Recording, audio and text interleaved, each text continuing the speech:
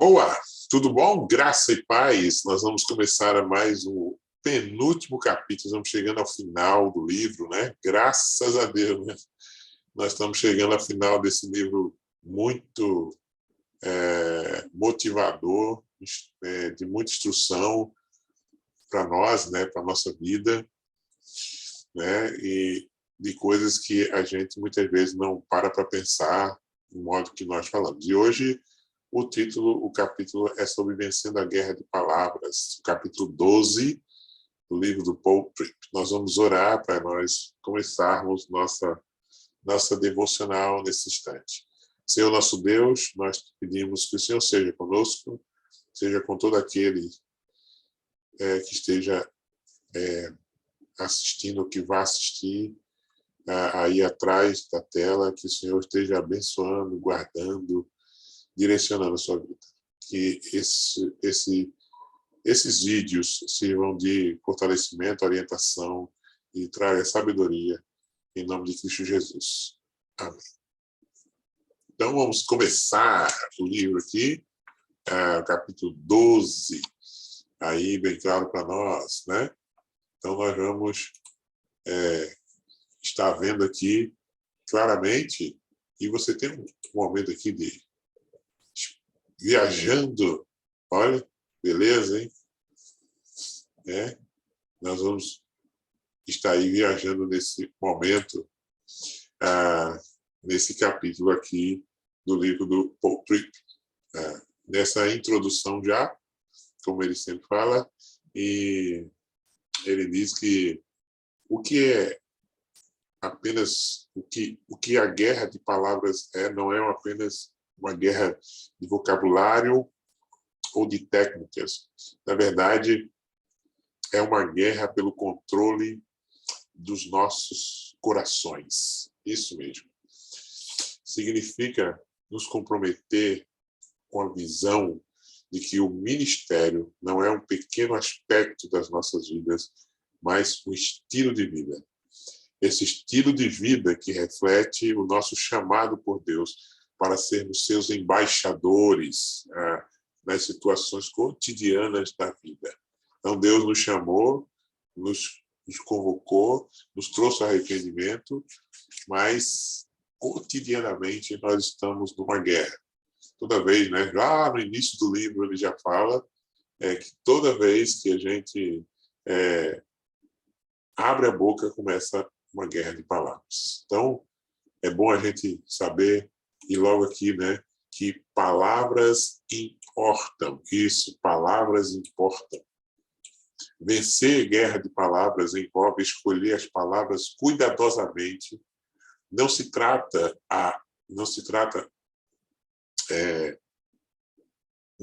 apenas das palavras, acho que faltou ali o apenas das palavras que dizemos, mas também das palavras que escolhemos não dizer.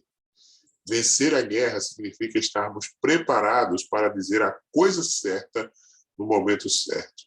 Exercendo domínio próprio significa recusar a deixar a nossa fala ser dominada pela paixão e pelo desejo pessoal. Mas, em vez disso, comunicar os propósitos de Deus em vista. Significa exercitar a fé necessária para sermos parte do que Deus está fazendo naquele momento. Então, a gente precisa, é uma coisa que quando a gente precisa muito orar a Deus para que as nossas palavras sejam palavras vindas de Deus, né?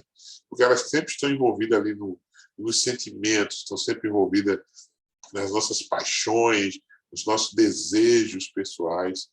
Então, a gente precisa entender, basicamente, que isso é necessário para mim e para você, né? Para a nossa vida diante de Deus. Então, vamos lá. Como se parece a vitória? Como se parece a vitória? O texto de Gálatas 5:13 a 6:2, que eu vou ler aqui para você, que também está transcrito no livro, nesse capítulo. Diz assim, ele explica em detalhes o que significa ganhar uma vitória duradoura na guerra de palavras. Porque ele diz, Porque vós, irmãos, fostes chamados à liberdade, porém não useis de liberdade para dar ocasião à carne. Sede antes servos uns dos outros pelo amor. Porque toda a lei se cumpre em um só preceito, a saber, amarás o teu próximo como a ti mesmo. Se vós, porém, vos mordeis, devorais uns aos outros, vede que não sejais mutuamente destruídos.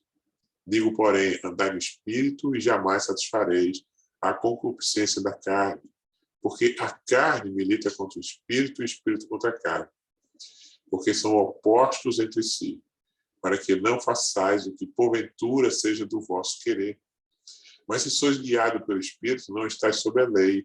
Ora, as obras da carne são conhecidas e são prostituição, pureza, lascívia, idolatria, feitiçarias, inimizades, porfias, ciúmes, iras, discórdia, dissensões, facções, inveja, bebedice, glutonarias e coisas semelhantes a estas, a respeito das quais eu vos declaro, como já outrora vos preveni, que não herdarão o reino dos céus ou o reino de Deus os que tais coisas praticam.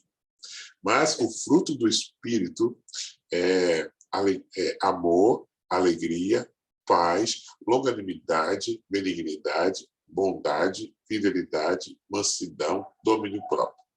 Contra estas coisas não há lei. E os que são de Cristo Jesus crucificaram a carne com as suas paixões e concupiscências. Concupiscência aqui é prazer, né? E se vivermos no Espírito, se vivemos no Espírito, andemos também no Espírito. Não nos deixemos possuir de vanglória, provocando uns aos outros, tendo inveja uns dos outros. Irmão, se alguém for surpreendido de alguma falta, vós que sois espirituais, aqui Paulo, espirituais é maduro, né? Corrijam com espírito de brandura. Guarda-te também para que não sejas também tentado.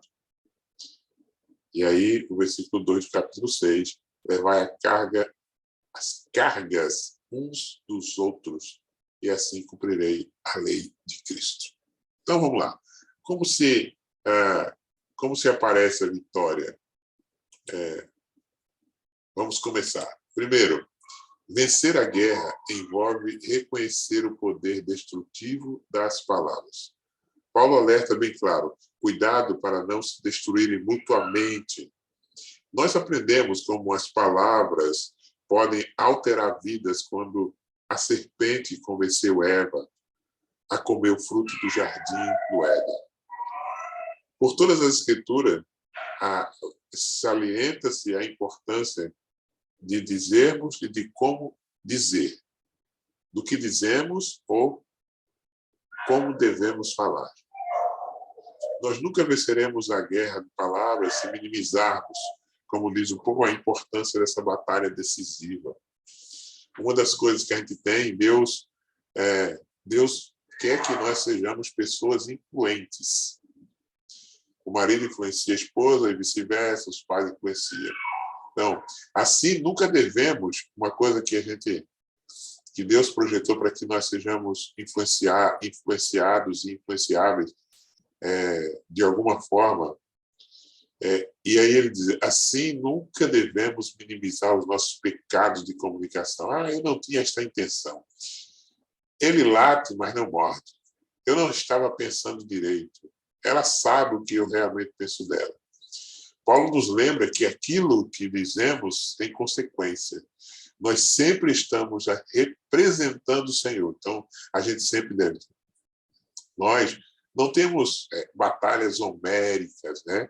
Lembrando do livro de Homero, mas a cada dia acontece um monte de falas impensadas, indelicadas, irritadas e de reclamação. Então, sempre nós temos, de alguma forma, todos os dias, cada dia, a gente tem sempre uma palavra impensada, uma palavra indelicada, uma palavra que vem com irritação, ou uma palavra de reclamação, né? Então, a gente pode ver que essas coisas estão diariamente. Você vê, você já falou. Não adianta você dizer que não, e falar como diz, eu não tinha intenção, como o Paulo falou logo lá na frente, né? Eu não tinha intenção lá atrás, como eu citei aqui para você. Muitas vezes ele diz, penso que somos como muitas famílias cristãs. Minimizamos os pequenos pecados da fala, porque nosso lar está livre de abusos físicos e verbais, e realmente amamos uns aos outros. Mas as palavras de Paulo nos sacodem de volta à realidade.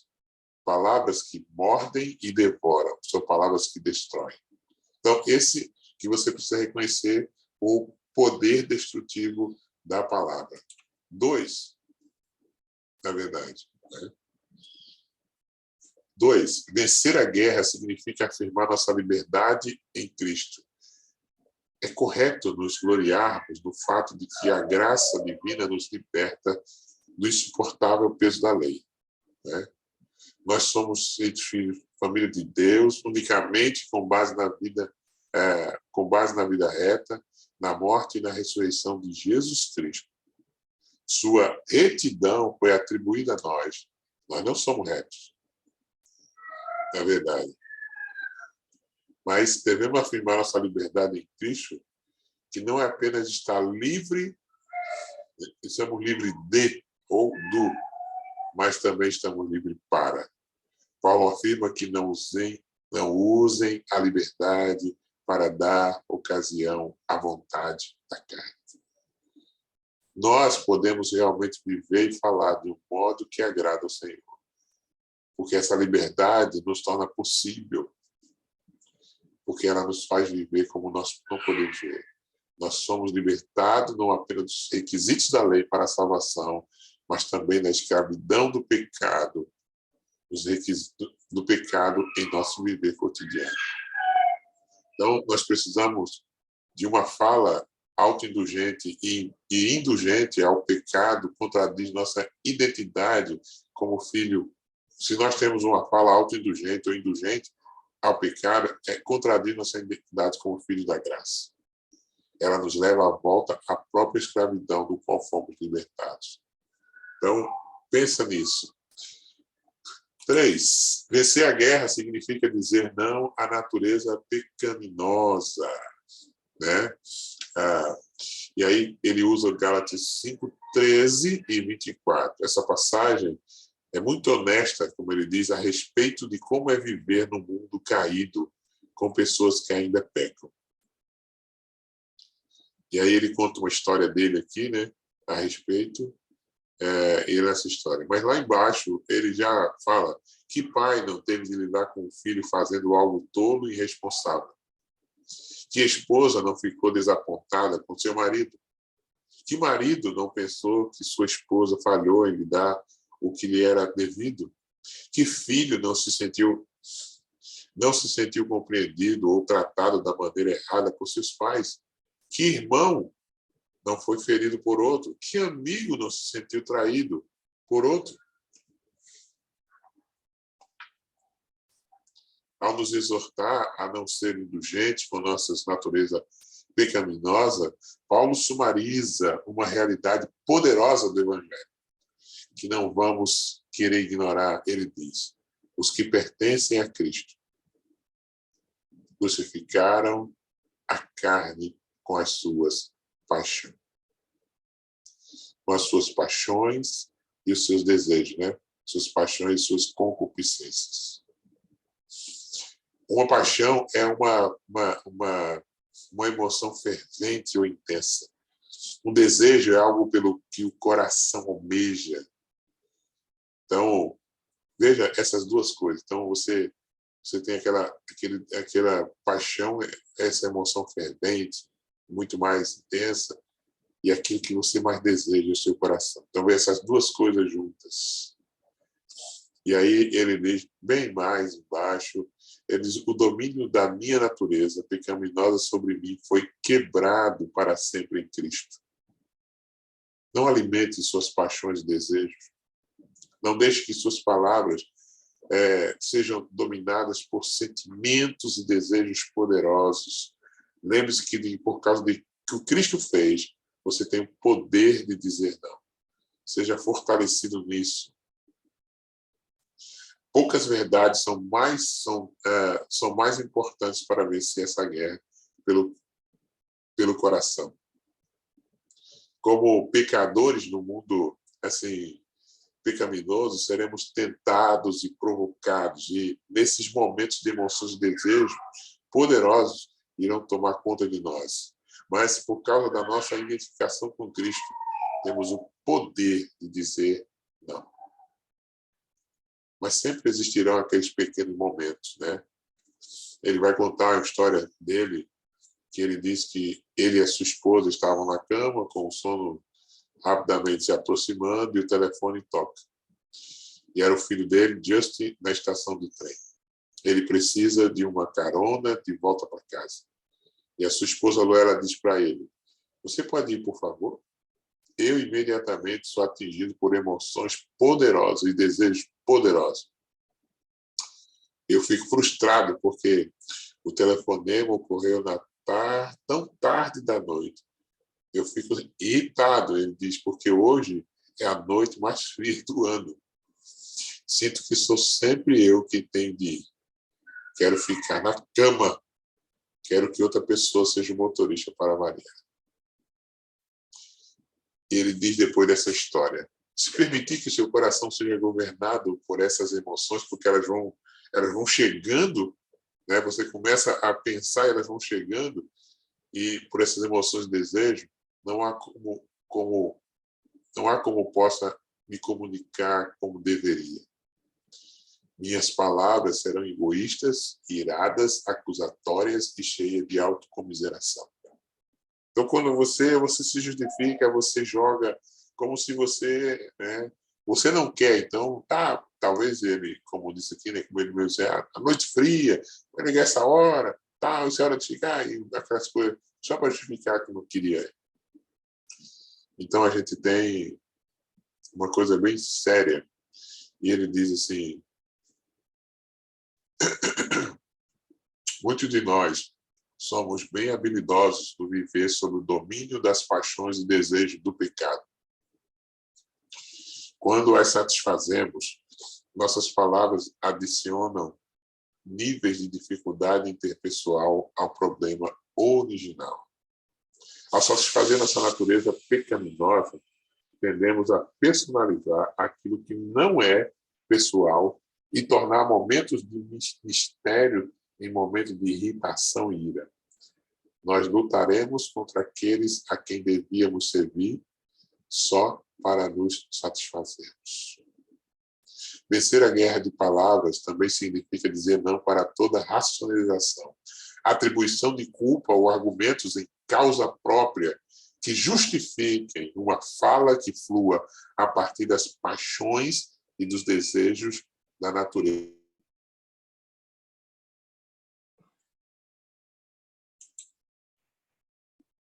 Ok? Então, voltamos aqui, né?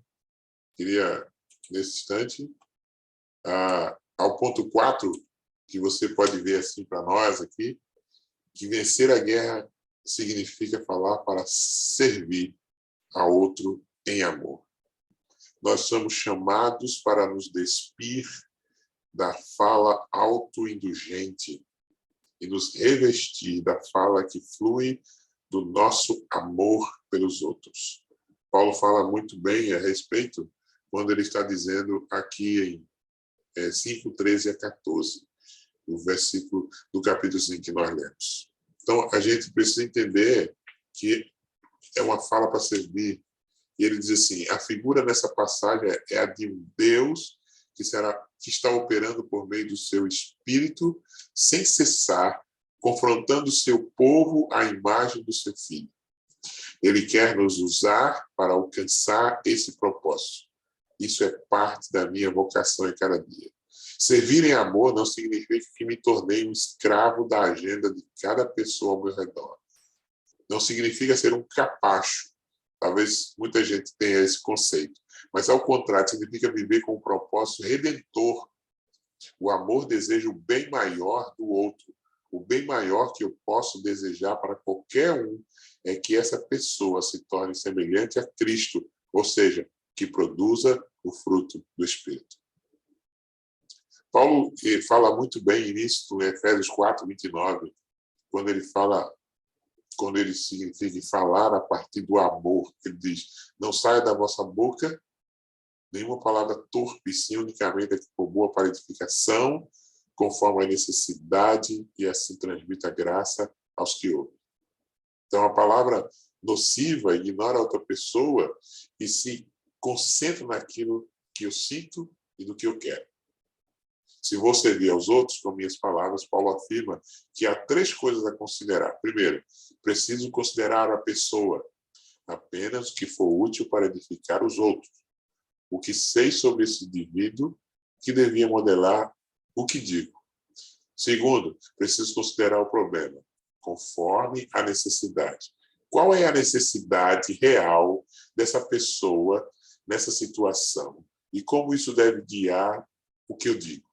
Terceiro, preciso considerar o processo para que conceda graça aos que ouvem. Eu não estou apenas falando à toa. Minha comunicação deve ter um propósito redentor. Ela deve beneficiar o ouvinte. Então, francamente, em nossa força, nenhum de nós é tão gentil assim, não é verdade? O pecado nos faz ser pessoas intensamente egoístas. Se você não reconhecer isso, nós, instintivamente, nós pensamos sobre nossas necessidades e desejos. Nós estamos comprometidos, primeiramente, com o nosso bem-estar. No entanto, na medida em que você vai humildemente, nós admitimos o egoísmo, podemos começar a apreciar, a depender da graça de Cristo, que nos capacita. Vencer a guerra de palavras advém do servir os outros. Vencer vem de amar, vem de falar o que é livre de escravidão ao meu ego, minhas paixões e desejos. E, portanto, é livre para ministrar a você. 5. Vencer a guerra significa falar de acordo com o Espírito Santo. Isso mesmo. Ele que está operando para produzir em nós uma colheita consistente com o caráter de Cristo. O caráter de Cristo é de paz, amor, alegria, paz, paciência, amabilidade, bondade, fidelidade, mansidão, domínio próprio. Com o ato de fé e submissão, como diz o povo, eu procuro manter meu falar no alto padrão desse fruto. Vejo situações difíceis como oportunidades dadas por Deus para tornar esse fruto maduro em mim. Problemas, veja bem, grave bem isso. Problemas não são obstáculos para o desenvolvimento desse fruto, mas sim oportunidades para que ele cresça. Isso mesmo. Você nunca vê a oportunidade, às vezes você pensa, mas por que estou nessa situação, mas não para pensar que aquela situação Deus está querendo uma oportunidade para você crescer no conhecimento, crescer no fruto do Espírito, na verdade, na vida de comunhão com o Senhor, de chegar à maturidade de Cristo numa situação dessa, né? É como se o Senhor te colocasse e você pudesse pensar na hora o que Cristo faria aqui, o que Cristo diria aqui, né? Na verdade. Então, a gente tem esse momento. Então, esse é um ponto que você tem, que você precisa não esquecer e estar sempre guardando essa questão. Você precisa examinar o seu coração, porque muitas vezes você está com ódio, com ira, né? Coisa mais profunda, na verdade. Então, a gente se olhar que esses momentos são momentos em que Deus nos coloca para nos fortalecermos e crescermos aí conforme a pessoa de Cristo. 6. Vencer a guerra significa falar com o objetivo de restauração. Todos nós, ele diz uma coisa aqui no 6:1 a 12, Irmãos, se alguém for surpreendido em algum pecado, vocês que são espirituais deverão restaurá-lo com mansidão. Procure compreender bem essas palavras. Se você pegar alguém em pecado, ele não está falando sobre esgueirar-se de maneira sorrateira para pegar alguém em flagrante. Mas ele está dizendo, se você for surpreendido, ou você foi enredado, seduzido, né? O pecado é enganoso, o diabo é um maquinador que irá sussurrar argumentos bem articulados em nossos ouvidos, na verdade, para nos convencer que estamos fazendo nada errado. O pecado é um laço que nos prende cada vez mais na medida em que cremos nesses argumentos bem articulados e os usamos para racionalizar e justificar o que fizemos. Todos nós estamos sujeitos a pecar nesse lado da glória. Somos surpreendidos em ira, orgulho, autocomiseração, inveja, vingança, justiça própria, amargura, luxúria, egoísmo, medo, incredulidade. E nem mesmo sabemos que fomos enredados ou não sabemos como nos livrar disso. De um jeito ou de outro, todos vivemos enredados o tempo todo em algum aspecto de nossas vidas. Há áreas pecaminosas para as quais estamos cegos. Pecados, na verdade, que são nosso tema particular de batalha, a nossa vida. Nós precisamos entender claramente que a nossa vida diante de Deus, ela é algo que nós estamos certos de viver de maneira a agradar ao Senhor. Precisamos compreender que tem áreas que nós não conseguimos entender. Tem áreas vencer, e para vencer essa guerra de palavras é justamente permitir que essa agenda de restauração moderne direcione nossos relacionamentos. A tentação para nós, na verdade, a tentação para todos nós é crer erradamente que nossos relacionamentos pertencem a nós. Tendemos a ver outras pessoas como nossas possessões. Pais caem fácil nisto com seus filhos. Daí, quando um adolescente falha, seus pais não conseguem superar a própria ira e mágoa para serem agentes da restauração de sua própria descendência. Ai, Jesus. Ai.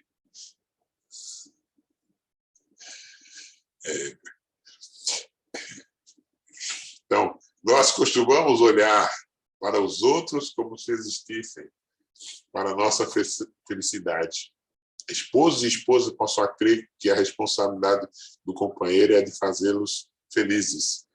Eles vigiam o cônjuge com os olhos cheios de expectativa.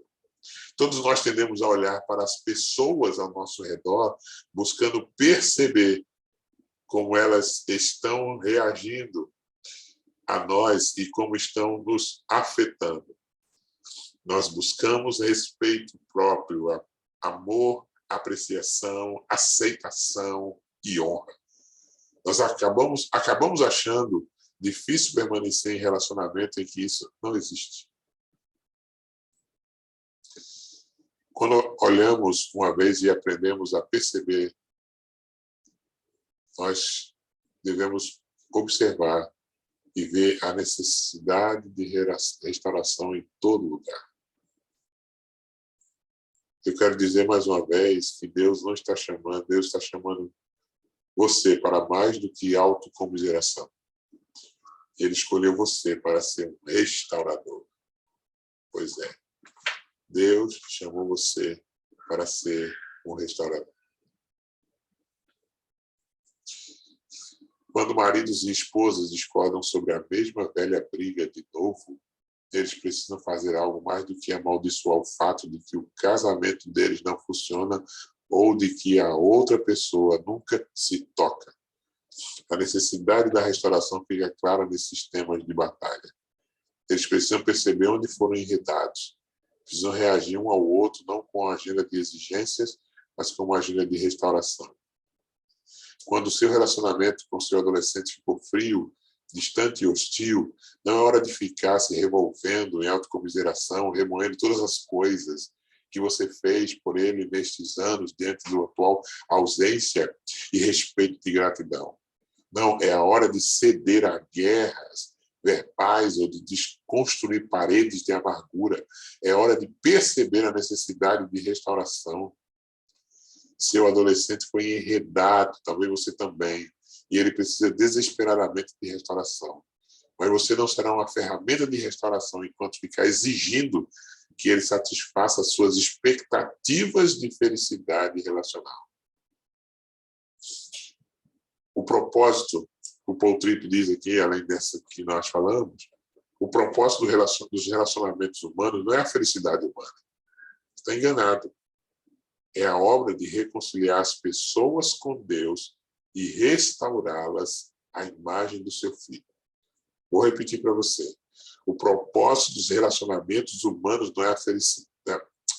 Do relacionamento humano não é a felicidade humana.